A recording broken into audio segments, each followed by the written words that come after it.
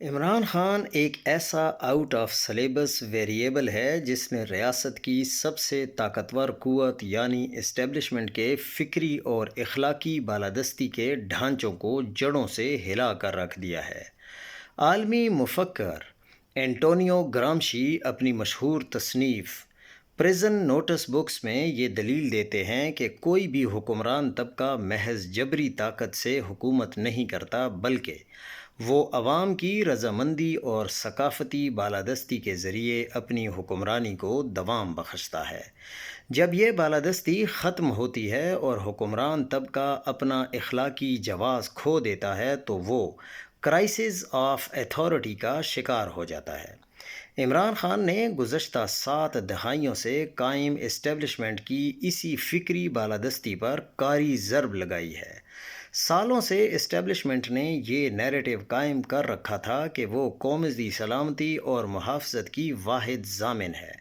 عوام کی اکثریت اس پردہ کو قبول کرتی تھی اور ان کے سیاسی اشاروں پر عمل کرتی تھی، لیکن عمران خان نے اس خاموش رضامندی کی دیوار کو توڑ ڈالا۔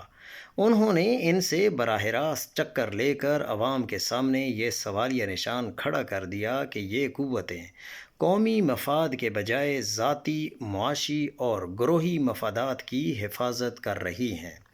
اس فکری انقلاب کا نتیجہ یہ نکلا کہ آج جب اسٹیبلشمنٹ عمران خان کو سیکیورٹی تھریٹ یا غدار قرار دیتی ہے تو قوم ان کے اس حکم کو رد کر کے اس فرد کو محبوب لیڈر قرار دیتی ہے۔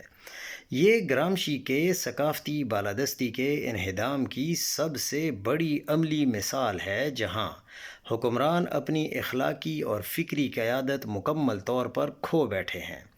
جب گرامشین بالادستی ٹوٹتی ہے تو اسٹیبلشمنٹ کے پاس صرف جبری طاقت باقی رہ جاتی ہے۔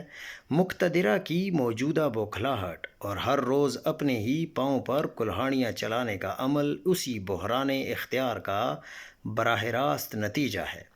عمران خان بظاہر جیل کی سلاخوں کے پیچھے قید میں ہے، لیکن انہوں نے اڈیالہ جیل کو اپنا مورچہ بنا کر سیاسی بمباری جاری رکھی ہوئی ہے۔ ان کا ایک ایک لفظ مقتدرہ پر قہر بن کر ٹوٹتا ہے، جو اس بات کی علامت ہے کہ جبر اور جیل کی سلاخیں ان کی مقبولیت کو روکنے میں ناکام ہیں، اور یہ ترجمان کا قوم کے مقبول ترین رہنما کو سیکیورٹی تھریٹ قرار دینے کی جو کوشش ہے، اس کو عمران خان کے چاہنے والوں نے مذمت بھی کی اور تنقید بھی کی، اور جبری طاقت کی مسلسل ناکامی اور شکست کا اعلان ہے۔ یہ فرسٹریشن کا باقاعدہ اظہار ہے۔ وہ اس لیے یہ کرتے ہیں کیونکہ ان کے پاس اب دلیل، جواز اور عوامی حمایت باقی نہیں رہی۔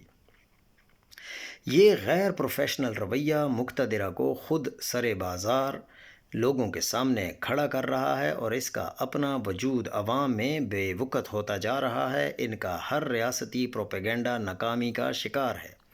عمران خان کی حکمت عملی یہ ہے کہ وہ مقتدرہ کو اپنی مرضی سے اپنی انگلیوں پر نچا رہے ہیں۔ وہ اپنے حریفوں کی تمام کمزوریاں بھانپ کر انہیں ایسے انتہائی رد عمل دینے پر مجبور کرتے ہیں جس سے ان کا بیانیہ خود ہی مضبوط ہو جاتا ہے۔